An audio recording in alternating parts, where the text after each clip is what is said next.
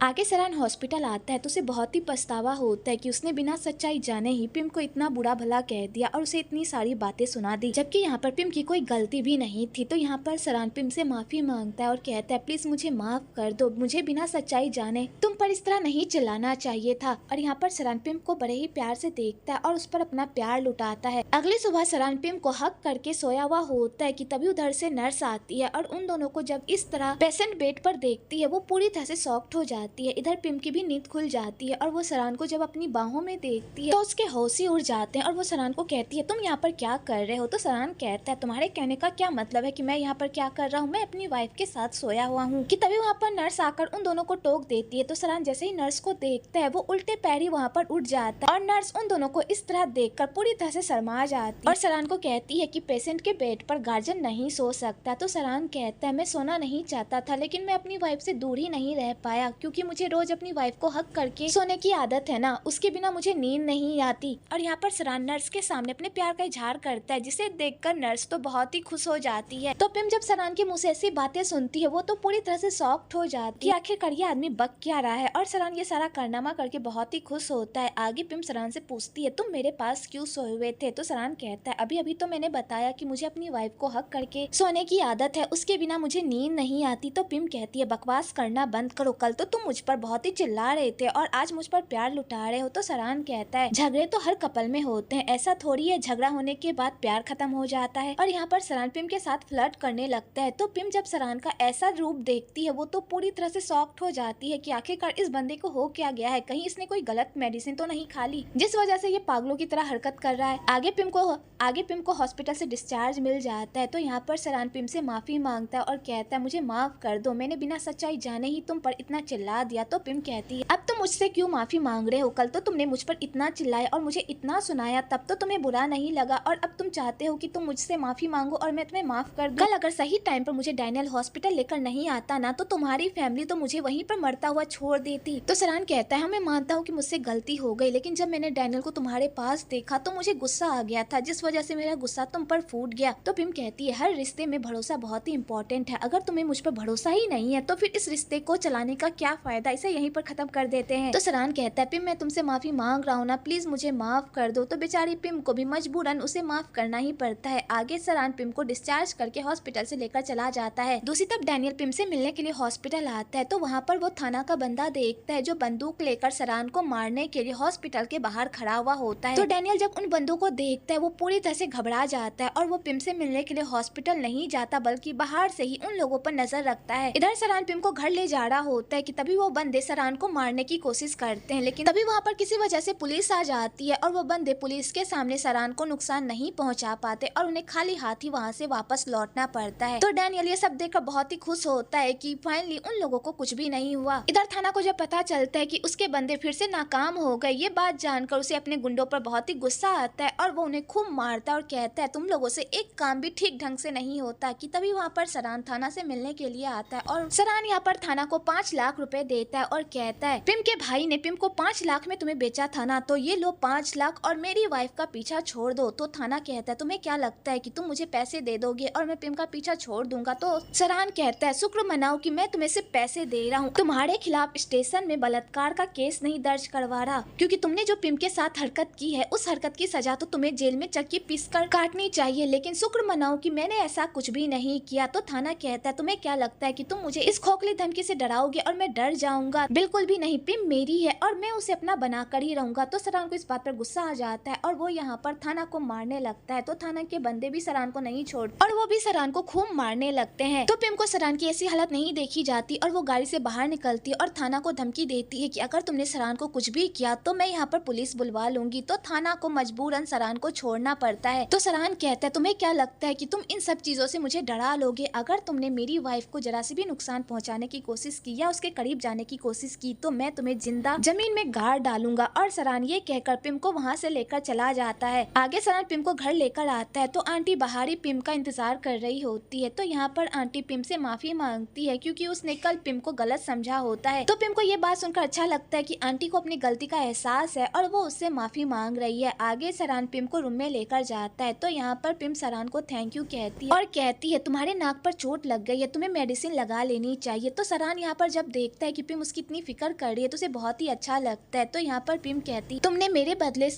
मेरे बदले जो भी पैसे खर्च किए हैं मैं उसकी पाई पाई तुम्हें चुका दूंगी। तो सरान कहते हैं तुम्हें चुकाना ही होगा, मैंने फ्री में तुम्हारी कोई हेल्प नहीं की है बल्कि इसके बदले तुम्हें भी मेरे लिए बहुत कुछ करना होगा। तो पिम जब सरान के मुंह से ऐसी बातें सुनती है तो वो कहती है मुझे तुम्हें अच्छा आदमी समझने की गलती करनी ही नहीं चाहिए क्योंकि तुम कभी भी अच्छे आदमी हो ही नहीं सकते, तुम्हारा ये सब करने का भी एक मकसद है। तो सरान कहता है तुम सही कह रही हो, मैं अपने मेहनत के कमाए हुए पैसे तुम पर खर्च क्यों करूंगा जबकि मुझे उससे कोई फायदा ना हो। मैं एक बिजनेसमैन हूँ, जब तक मुझे कोई फायदा नहीं होता तब तक मैं कोई इन्वेस्ट नहीं करता। तो यहाँ पर पिम को ये सारी बातें सुनकर सरान पर बहुत ही गुस्सा आता है क्योंकि सरान जानबूझकर पिम को यहाँ पर टीज करता है। आगे बच्चे पिम से मिलने के लिए आते हैं और पिम पर बहुत ही प्यार लुटाते हैं। तो यहाँ पर बच्चे पिम को बताते हैं कि औरन आंटी बहुत ही बुरी है, आपके जाने के बाद औरन आंटी ने हमें एक बुरी कहानी सुनाई और उसमें उन्होंने ये बताया कि आप बहुत ही बुरी हो क्योंकि आप सौतेली माँ हो और सौतेली माँ हमेशा अपने सौतेले बच्चों के साथ बहुत ही बुरा करती है। तो पिम जब ये सारी बातें सुनती है वो पूरी तरह से शॉक्ड हो जाती है और अपने बच्चों को कहती है अगर तुम लोगों को कभी भी मेरे बिहेवियर से कुछ भी बुरा लगे तो मुझे बता देना ताकि मैं दोबारा ऐसी कोई गलती ना करूं। आगे माफंग पिम को ये भी बता देता है कि औरन आंटी उन लोगों के साथ बहुत ही बुरा बिहेव करती है और उन लोगों को डराने धमकाने की कोशिश करती है। तो पिम जब ये सारी बातें सुनती है तो उसे औरन पर बहुत ही गुस्सा आता है कि वो छोटे छोटे बच्चों को इस तरह ट्रीट कैसे कर सकती है। आगे सरान पिम के पास एक कॉन्ट्रैक्ट लेकर जाता है और वहाँ जाकर उसे एक कॉन्ट्रैक्ट पेपर पर साइन करने को कहता है और उस कॉन्ट्रैक्ट पेपर पे ये लिखा हुआ होता है कि पिम को 1 साल तक इस शादी को बहुत ही अच्छे से निभाना है और उसे एक अच्छी वाइफ बनने की एक्टिंग करनी है और इस दौरान वो किसी भी दूसरे मर्द के करीब नहीं जा सकती और ना ही उनसे कोई रिश्ता रख सकती है। अगर उसने ऐसा कुछ भी किया या कॉन्ट्रैक्ट तोड़ने की कोशिश की तो उसे 5 लाख का 5 गुना हर्जाना देना पड़ेगा। जब पिम ये सारी बातें सुनती है तो उसे सरान पर बहुत ही गुस्सा आता है और वो कॉन्ट्रैक्ट पेपर साइन करने से मना कर देती है और कहती है तुम मेरे साथ ऐसा कैसे कर सकते हो, तुम्हें लगता है कि मैं तुम्हें धोखा दूंगी। तो सरान कहता है मैं तुम पर भरोसा नहीं कर सकता कि तुम मुझे कब धोखा दे दो, तुम्हारा भाई भी तो धोखेबाज है, क्या पता तुम अपने भाई की तरह ही धोखेबाज निकली और मुझे बीच में ही छोड़कर चली गई, इसलिए तुम्हें ये कॉन्ट्रैक्ट साइन करना होगा। तो पिम कहती है मैं ये कॉन्ट्रैक्ट साइन नहीं करूंगी। तो सरान कहता है अगर तुमने ये कॉन्ट्रैक्ट साइन नहीं किया तो तुम्हें मेरे सारे पैसे मुझे वापस लौटाने होंगे और वैसे भी इस कॉन्ट्रैक्ट से तुम्हें प्रॉब्लम ही क्या है, इस कॉन्ट्रैक्ट से तो तुम्हें ही फायदा हो रहा है, अगर तुमने इस कॉन्ट्रैक्ट का कोई भी रूल नहीं तोड़ा तो तुम्हें कोई भी पैसे नहीं देने पड़ेंगे। तो पिम यहाँ पर सरान की बात मान लेती है और उस कॉन्ट्रैक्ट को साइन कर देती है, लेकिन उसमें एक और क्लॉज जोड़ती है कि अगर उसने 1 साल के अंदर पिम के साथ कोई भी फिजिकल कांटेक्ट बनाया तो पिम उस शादी को तभी ही तोड़कर अपने फॉर्म को वापस लेकर सरान की लाइफ से हमेशा हमेशा के लिए दफा हो जाएगी। तो सरान जब ये सब सुनता है तो उसे बहुत ही गुस्सा आता है और वो पिम को कहता है तुम इस तरह की क्लाउज इसमें कैसे ऐड कर सकती हो। तो पिम कहती है तुम अपने फायदे के लिए इसमें कुछ भी ऐड कर सकते हो और मैं अपने फायदे के लिए कुछ भी नहीं। और यहाँ पर पिम सरान के सामने इतराते हुए वहाँ से चली जाती है। तो सरान को भी गुस्सा आ जाता है और यहाँ पर वो पिम को जबरदस्ती किस कर लेता है और कहता है तुमने कहा था कि इस कॉन्ट्रैक्ट के अनुसार हम दोनों एक दूसरे से उस टाइप के फिजिकल नहीं हो सकते लेकिन एक दूसरे को किस तो कर सकते हैं ना, क्योंकि इस कॉन्ट्रैक्ट से पहले ही हमारी किस की बात हो गई थी। तो पिम बेचारी यहाँ पर कुछ भी नहीं कह पाती और सरान ये सब करके बहुत ही खुश होता है। आगे पिम और सरान बच्चों के साथ टाइम स्पेंड करते हैं। तो यहाँ पर मफंग पिम को कहती कि मैं आपके भेड़ की बच्ची को अपना पेट बनाना चाहती हूँ और उसे अपने साथ अपने घर में रखना चाहती हूँ। तो सरान इस बात पर ऑब्जेक्शन लगाता है क्योंकि वो भेड़ को कैसे पेट बना सकता है। तो पिम यहाँ पर मफंग को समझाती और कहती है भले ही हम इसे घर ना ले जा सके लेकिन हम भेड़ जैसा सॉफ्ट टॉयज तो खरीद सकते हैं ना जिसे तुम हमेशा अपने पास रख सको। तो मफंग ये सुनकर खुश हो जाती है। आगे वो लोग शॉपिंग करने के लिए जाते हैं तो वहाँ पर उन्हें भेड़ का कोई भी सॉफ्ट टॉयज नहीं मिलता तो बेचारी मफंग सैड हो जाती है। तो यहाँ पर पिम मफंग को कहती है अगर वो सॉफ्ट टॉयज नहीं मिला तो क्या हो गया, हम अपने हाथों से वो सॉफ्ट टॉयज बनाएंगे। तो मफंग ये बात सुनकर खुश हो जाती है। तो सरान कहता है तुम्हें भेड़ वाला सॉफ्ट टॉयज बनाना आता भी है या नहीं, या फिर तुम बच्चों के सामने झूठे वादे कर रही हो। तो पिम सरान की इस बात का कोई जवाब नहीं देती और स्माइल देकर सॉफ्ट टॉयज बनाने के सारे सामान खरीद लेती है ताकि वो मफंग के लिए एक भेड़ बना सके। आगे वो लोग शॉपिंग कर जा ही रहे होते हैं कि तभी उस मॉल में पिम डैनियल से टकरा जाती है। तो डैनियल जब पिम को देखता है तो वो बहुत ही खुश होता है और यहाँ पर पिम भी डैनियल को देखकर बहुत ही खुश होती है। पर सरान को मिर्गी का दौरा पड़ जाता है क्योंकि जब भी वो पिम और डैनियल को एक साथ देखता है तो उसे पता नहीं कहाँ से इतना गुस्सा गुस्सा आ जाता है कि उसका मन करता है कि वो डैनियल का जाकर मुंह तोड़ दे। आगे बच्चे भी डैनियल के साथ बहुत ही अटैच्ड हो गए होते हैं और वो भी डैनियल को देखकर बहुत ही खुश होते हैं। तो सरान को ये भी अच्छा नहीं लगता कि उसके बच्चे उससे ज्यादा डैनियल से कब क्लोज हो गए और उसे ये सब देखकर भी बहुत जलन होती है। आगे वो लोग शॉपिंग कर घर वापस आते हैं तो यहाँ पर आंटी सरान को बात करने के लिए बुलाती है और यहाँ पर आंटी सरान को बता देती है कि मैंने पिम को पैसों का ऑफर दिया था ताकि वो तुम्हें डाइवोर्स दे दे, लेकिन उसने तुम्हें डाइवोर्स ही नहीं दिया। इसका मतलब वो तुमसे पैसे नहीं बल्कि तुम्हारी प्रॉपर्टी हड़पना चाहती है। जब सरान ये सुनता है कि पिम ने इतने सारे पैसों का ऑफर सुनकर भी उसे डाइवोर्स नहीं दिया, ये बात जानकर उसे बहुत ही अच्छा लगता है और वो अपनी आंटी को कहता है कि आंटी प्लीज आप पिम से इस तरह की बातें मत कीजिए, मुझे बिल्कुल भी अच्छा नहीं लगता। मैं आपकी बहुत ही रिस्पेक्ट करता हूँ, लेकिन अगर आप इसी तरह की हरकत करती रही तो आप मेरा रिस्पेक्ट खो देंगी। और सरान ये कहकर वहाँ से चला जाता है। आगे सरान फिर से पिम से मिलता है तो वो पिम को देखकर बहुत ही स्माइल करता है। तो पिम कहती है तुम्हें क्या हो गया, तुम मुझे इतना घूर क्यों रहे हो और घूर घूर कर इतने स्माइल क्यों दे रहे हो। तो सरान कहता है क्यों, मैं तुम्हें घूर भी नहीं सकता। और यहाँ पर सरान फिर से पिम से फ्लर्ट करने लगता है। आगे सरान पिम को तबेले में लेकर जाता है और वहाँ जाकर पिम को कहता है मैं घोड़े को नहाने के लिए जा रहा हूँ और जब तक मैं वापस आऊँ तब तक तुम घोड़े का तबेला अच्छे से साफ कर देना। और सरान ये कहकर घोड़े को नहाने के लिए लेकर चला जाता है। तो पिम को बहुत ही गुस्सा आता है कि सरान उससे ये सारे काम करवा रहा है कि तभी वहाँ पर औरन आ जाती है और वो भी पिम का मजाक उड़ाने लगती है। तो यहाँ पर पिम कहती है उस दिन तुम जानबूझकर मफंग को मारने वाली थी ना, अगर मैं बीच में नहीं आती तो तुम मफंग को सच में कुचल देती ना। आखिरकार तुम्हारी हिम्मत कैसे हुई बच्चों के साथ इस तरह बिहेव करने की। तो औरन कहती है मैं बच्चों को नहीं मारने वाली थी बल्कि तुम्हें मारने वाली थी, मेरा बस चलता तो मैं तुम्हें वहीं पर जान से मार डालती। तो पिम कहती है बकवास करना बंद करो, तुम इस्या में इतना पागल हो गई हो कि तुम बच्चों को भी नुकसान पहुंचा रही हो। और इसी बात को लेकर दोनों में लड़ाई हो जाती है। तो यहाँ पर औरन पिम को खींचकर एक थप्पड़ मारती है तो पिम भी पीछे नहीं हटती, वो भी औरन को खींचकर एक थप्पड़ मारती, उल्टा उसे धकेल भी देती है जिस वजह से उसके मुंह पर जाकर गोबर लग जाता है कि तभी वहाँ पर सरान भी आ जाता है और वो पिम को ये सारी हरकत करते हुए देख लेता है। तो बेचारी पिम पूरी तरह से परेशान हो जाती है क्योंकि सरान उसी टाइम आता है जब वो किसी के साथ बुरा कर रही होती है। सरान तब नहीं आता जब लोग उसके साथ बुरा कर रहे होते। आगे औरन इस मौके का भरपूर फायदा उठाती है और यहाँ पर सरान को पिम के खिलाफ भड़काने की पूरी कोशिश करती है। आगे सरान औरन को साफ करने के लिए बाहर लेकर जाता है तो यहाँ पर औरन पूरी कोशिश करती है कि सरान उसके साथ रहे, पर सरान उसे वहाँ पर अकेला छोड़कर चला जाता है और बेचारी औरन को अकेले ही खुद को साफ करना पड़ता है। आगे अंकल वहाँ पर आ जाते हैं और पिम को कहते हैं तुमने सरान को पूरी सच्चाई क्यों नहीं बताई। तो पिम कहती है मैंने तो उसे बताने की कोशिश की लेकिन उसने तो मेरी बात ही नहीं सुनी। तो अंकल कहते हैं जो भी हुआ हो लेकिन तुमने औरन के साथ बहुत ही अच्छा किया। तो पिम कहती है हाँ मुझे ये सब करके बहुत ही मजा आया। और यहाँ पर पिम अपनी ये सारे कारनामे पर खूब हंसती है। आगे आंटी को जब पिम के ऐसे कारनामे के बारे में पता चलता है तो वो औरन के पास जाती है। तो औरन इस मौके का भरपूर फायदा उठाती है और आंटी के दिमाग में पिम को लेकर फिर से गलत गलत बातें भरने लगती है जिस वजह से आंटी को पिम पर और गुस्सा आता है कि तभी वहाँ पर सरान आ जाता है। तो औरन यहाँ पर सरान के सामने फिर से नौटंकी करने लगती है कि जैसे उसे काफी चोट लगी हुई हो। तो यहाँ पर आंटी भी सरान को कहती है तुम्हें औरन का ख्याल रखना होगा क्योंकि तुम्हारी वाइफ ने औरन की ऐसी हालत की है। दूसरी तरफ तोई को जब पिम के ऐसे कारनामे के बारे में पता चलता है तो उसे बहुत ही खुशी होती है कि पिम ने औरन के साथ ये सारी हरकत की क्योंकि औरन एक नंबर की चुड़ैल होती है और वो अपने अलावा किसी और के बारे में कभी सोचती भी नहीं। लेकिन पिम ये सारा कारनामा कर तो लेती है पर उसे बहुत ही डर लग रहा होता है कि पता नहीं आगे अब सरान उसके साथ क्या करेगा और बेचारे यही सब सोच सोच कर पूरी तरह से पगला रही होती है। दूसरी तरफ औरन सरान के करीब जाने का एक मौका भी नहीं छोड़ती और सरान के सामने ऐसा प्रिटेंड करती है कि जैसे उसे काफी चोट लगी हुई है और वो अपने आप चल भी नहीं सकती। तो यहाँ पर आंटी भी कुछ कम नहीं होती, वो जानबूझकर औरन और सरान को एक दूसरे के करीब रखती है। तो वही को ये सब देखकर औरन पर बहुत ही गुस्सा आता है क्योंकि कुछ देर पहले वो बिल्कुल ठीक थी पर सरान का अटेंशन पाने के लिए उसके सामने चोट लगने की एक्टिंग कर रही है। इधर सरान औरन के बाल सुखाता है तो यहाँ पर सरान औरन से पूछता है कि आखिरकार वहाँ पर क्या हुआ था, पिम ने तुम्हारे साथ ये क्यों किया। तो यहाँ पर औरन सरान को पिम के खिलाफ भड़काने की कोशिश करने लगती है। तो सरान कहता है क्या सच में पिम ने ऐसी हरकत की। तो औरन कहती है तुम्हें लगता है कि मैं झूठ बोलूंगी। तो सरान कहता है पता नहीं जब तक मैं दोनों साइड की स्टोरी नहीं सुन लेता तब तक मैं कोई भी फैसला नहीं कर सकता क्योंकि मैंने ऑलरेडी एक बार पिम की बात नहीं सुनकर उस पर ऑलरेडी चिल्ला दिया, इसलिए मैं इस बार दोबारा ऐसी गलती नहीं करना चाहता। दूसरी तरफ पिम को समझ में आ गया होता है कि वो गलती करे या ना करे उसे सरान की डांट पड़नी ही है। तो वो फिर से औरन को मजा चखाने के लिए उसके सामने एक पोटी वाला प्याला लेकर जाती है और कहती है पिम मैंने तुम्हारे साथ बदतमीजी की ना, तुम्हें नुकसान पहुंचाया ना, उसके लिए मैं तुमसे माफी मांगना चाहती हूँ। और यहाँ पर पिम औरन के सामने ट्रेडिशनल स्टाइल में डांस करने लगती है और उससे माफी मांगने लगती है और वो जानबूझ औरन के ऊपर गोबर गिरा देती है, जिसे देखकर तो औरन के होश ही उड़ जाते हैं और वो कहती है तुमने ये सब कुछ जानबूझकर किया ना। तो पिम कहती है मैंने कुछ भी जानबूझकर नहीं किया, मैं तो यहाँ पर तुमसे माफी मांग रही। अचानक से मेरा पैर फिसल गया और तुम्हारे ऊपर ये गोबर गिर गया, प्लीज मुझे माफ कर दो। और यहाँ पर पिम भोली बनने की एक्टिंग करने लगती है तो औरन समझ जाती है कि पिम ने ये सब कुछ जानबूझकर किया है। तो यहाँ पर पिम कहती है चलो मैं तुम्हारी साफ सफाई में हेल्प कर देती हूँ। तो औरन कहती है इसकी कोई जरूरत नहीं और औरन घर चली जाती है। आगे सरान समझ जाता है कि पिम ने ये सब कुछ जानबूझकर किया है तो वो गुस्से से उसे रूम के अंदर लेकर जाता है और कहता है तुम्हें आखिरकार ये सब करने की क्या जरूरत थी, तुम ऑलरेडी उसे गोबर पर गिरा चुकी थी तो फिर तुम्हें उसके ऊपर गोबर गिराने की क्या जरूरत थी। और यहाँ पर सरान फिर से पिम पर चिल्लाने लगता है तो पिम कहती है हमेशा तुम्हें ऐसा क्यों लगता है कि मेरी ही गलती है, मैं तो चुपचाप वहाँ पर अपना काम कर रही थी, वही मुझसे मिलने के लिए आई थी और उसी ने सबसे पहले लड़ाई की, मैंने तो कुछ किया भी नहीं था। तो सरान कहता है झूठ बोलना बंद करो, मैंने खुद देखा था कि तुमने उसे थप्पड़ मारा था और उसे गोबर पर गिराया भी था। तो पिम कहती है अगर तुमने इतना कुछ देख ही लिया तो तुम्हें आगे का भी पता होगा कि ऑर्डर ने सबसे पहले मुझे थप्पड़ मारा था। तो सरान कहता है ऑर्डर ने तुम्हें थप्पड़ मारा था। तो पिम कहती है हाँ उसने मुझे थप्पड़ मारा इसलिए मैंने उसे थप्पड़ मारा। तो सरान कहता है पहले अपना ये मुंह साफ करो, मुझे बिल्कुल भी अच्छा नहीं लग रहा। और सरान यहाँ पर पिम को बाथरूम लेकर जाता है और वहाँ जाकर उसका मुंह जबरदस्ती साफ करने लगता है और उसे साफ करके वहाँ से जाने लगता है। तो पिम को भी गुस्सा आ जाता है और वो कहती जिसकी यहाँ पर गलती थी तुम उसके साथ तो बड़े ही प्यार से पेश आ रहे थे, उसके बाल सुखा रहे थे, जबकि यहाँ पर मेरी कोई गलती भी नहीं है तो तुम मुझे इस तरह ट्रीट कर रहे हो। तो सरान कहता है तुम्हें लगता है कि मैं तुम्हें अच्छे से ट्रीट नहीं कर रहा, तो ठीक है अब मैं तुम्हें भी अच्छे से ट्रीट करूंगा। और यहाँ पर सरान पिम को अच्छे से नहाने लगता है जिस चक्कर में इन दोनों के बीच क्यूट सा मोमेंट हो जाता है। तो सरान कहता है अब मैंने तुम्हें अच्छे से ट्रीट किया ना। और इसी सब के बीच में सरान पिम को किस कर लेता है और कहता है तुम्हारे होठ बहुत ही सॉफ्ट हैं। तो पिम जब ये सब सुनती है तो बेचारी की तो सांसें ही रुक जाती है। तो यहाँ पर सरान कहता है अच्छे से नहाकर बाहर आओ क्योंकि मैं गोबर की बदबूदार सेंट के साथ नहीं सो सकता। तो पिम जैसे ये सुनती है कि आज सरान उसके साथ सोने वाला है, ये बात जानकर तो उसके तोते ही उड़ जाते हैं और बेचारी काफी डर जाती है क्योंकि उसे डर लग रहा होता है कि पता नहीं आज रात सरान उसके साथ क्या कर जाए। आगे सरान नहा कर आता है और यहाँ पर वो फिर से पिम को टीस करने लगता है। तो पिम कहती है मुझसे दूर रहो वरना तुम्हारे लिए ठीक नहीं होगा। और यहाँ पर पिम बेड से उठ जाती है। तो सरान जब पिम का ऐसा रूप देखता है तो वो पूरी तरह से शॉक्ड हो जाता है क्योंकि पिम ने सरान से अपने आप को बचाने के लिए बहुत ज्यादा ही कपड़े पहन लिए होते हैं, जिसे देखकर सरान की हंसी रुकने का नाम ही नहीं लेती। तो सरान कहता है तुम्हें लगता है कि इन सारे कपड़ों को पहनने के बाद तुम खुद को मुझसे बचा लोगी। तो पिम कहती है सरान अगर तुमने मेरे साथ कुछ भी किया तो याद रखना कि ये कॉन्ट्रैक्ट यहीं पर खत्म हो जाएगा। तो सरान कहता है मैं तुम्हारे साथ कुछ भी नहीं करूंगा, चुपचाप आकर सो जाओ। तो बेचारी पिम भी जाकर वहाँ सो जाती है पर बेचारी को नींद नहीं आती क्योंकि उसने इतने सारे मोटे मोटे कपड़े पहने हुए होते हैं जिस वजह से उसे नींद ही नहीं आती। आगे सरान जब सो जाता है तो पिम अपने सारे कपड़े उतार लेती है और फाइनली नॉर्मल कपड़े पहनकर सो जाती है। तो सरान ये सब देख लेता है क्योंकि वो भी सोया हुआ नहीं होता। इधर औरन पिम की हरकत से इतनी परेशान हो गई होती है कि वो अंकल को डायरेक्टली कह देती है कि वो सरान से शादी करना नहीं चाहती क्योंकि सरान उसमें कोई इंटरेस्ट ही नहीं दिखाता बल्कि वो उस पिम के पीछे पागल है। तो यहाँ पर अंकल औरन को समझाते हैं कि तुम इस तरह गिव अप नहीं कर सकती, तुम सरान से प्यार करती हो ना और हमें पता है हमारी भतीजी इतनी कमजोर नहीं है कि वो मामूली सी लड़की से हार मान जाए, तुम्हें भी पता है कि ये शादी हमारे लिए कितनी इम्पोर्टेंट, एक बार सरान हमारा दामाद बन जाए तो ये पूरा गांव हमारी मुट्ठी में होगा क्योंकि ये पूरा गांव सरान की बात सुनता है और एक बार तुम्हारी और सरान की शादी हो जाएगी तो हम यहाँ पर अपना बिजनेस एक्सपेंड कर पाएंगे बिना किसी प्रॉब्लम के। तो औरन अंकल की बात को सुनकर फिर से अपने मोड में आ जाती है और वो फिर से सरान को पाने की जिद ठान लेती है। दूसरी तरफ सारा दा को कॉल करती है क्योंकि उसके पैसे खत्म हो गए होते हैं, वो पैसे मांगने के लिए दा को कॉल करती है। तो दा ये सारी बातें अपने दोस्तों को भी बताती है। तो यहाँ पर औरन कहती है कि हमें इस बारे में सरान को बता देना चाहिए और औरन सारा के बारे में सरान को बताने के लिए चली जाती है। तो डैनियल औरन के पीछे जाता है और कहता है तुम ये सब इसलिए कर रही हो ना ताकि तुम सरान के करीब जा सको, लेकिन इस तरह अगर सारा को इस बारे में पता चल गया तो वो गुस्सा हो जाएगी। एक बार सारा की भी तो फीलिंग्स समझो, वो अपनी मर्जी से यहाँ से भागी है, एक बार उसे अपनी मर्जी की कर लेने दो, जैसे ही उसका मन भर जाएगा तो वो वापस आ जाएगी, इसलिए तब तक इस बारे में किसी को भी मत बता। और यहाँ पर डैनियल सारा को हिम्मत देता है कि वो इतनी आसानी से सरान को लेकर गिव अप ना करे। तो यहाँ पर औरन कहती है तुम ये सब कुछ जानबूझकर कह रहे हो ना ताकि सरान और पिम एक दूसरे से अलग हो जाए और उसके बाद तुम पिम को हासिल कर सको। तो डैनियल ये बात सुनकर स्माइल करने लगता है।